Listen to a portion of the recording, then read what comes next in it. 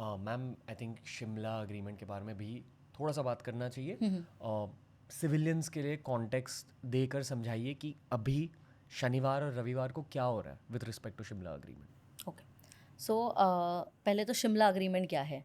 तो 1972 में liberation of Bangladesh, जो 71 में हुआ, बांग्लादेश वाज फॉर्म्ड. उसके बाद 72 में ये अग्रीमेंट साइंड हुई थी, signed by Indira Gandhi along with Zulfikar Ali Bhutto.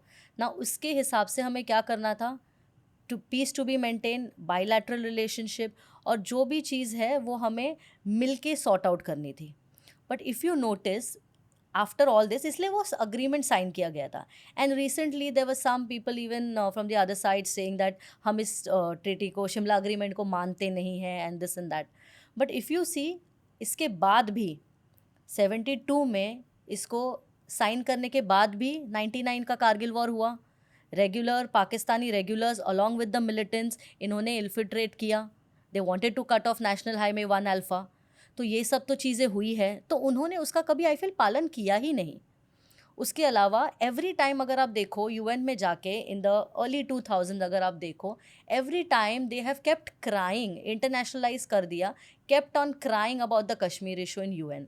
तो अगर ये लोग कहते कि हम नहीं मानते और शिमला अग्रीमेंट हम नहीं मानेंगे, आई थिंक ये कब से मान ही नहीं रहे थे.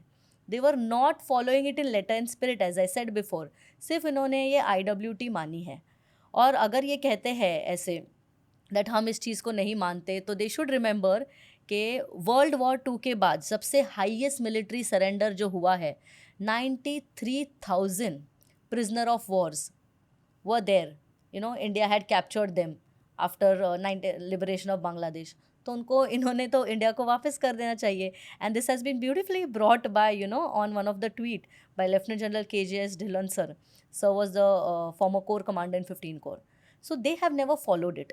So right now उन्होंने अगर ये बोलना ओवर एंड ओवर अगेन, हम इसको मानते नहीं हैं और ये हो जाएगा, आई डोंट थिंक कोई ज़्यादा फ़र्क पड़ने वाला है. It is more disadvantages to them than it can be disadvantages to us.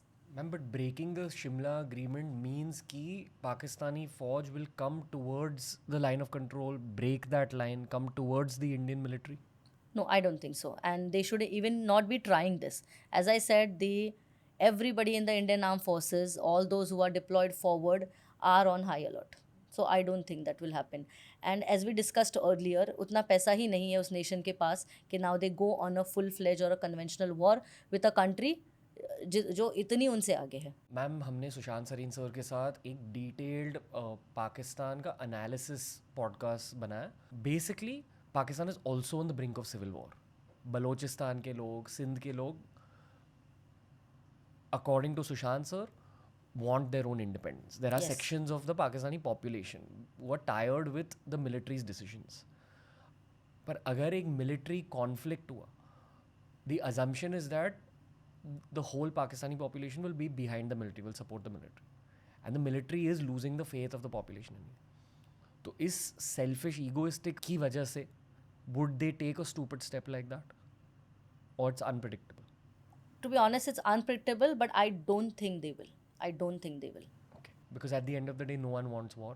It's not no one wants wars, because they have never won any conventional war. Because conventional war, as I explained earlier, it's not easy. Full-fledged war is not easy. जी. जैसे honestly देखा जाए, इन्होंने क्या किया, invested on 3 terrorists who came and did this kind of a cowardly act. It had a very big impact on us mentally, I would say, to all those families who have lost their loved ones.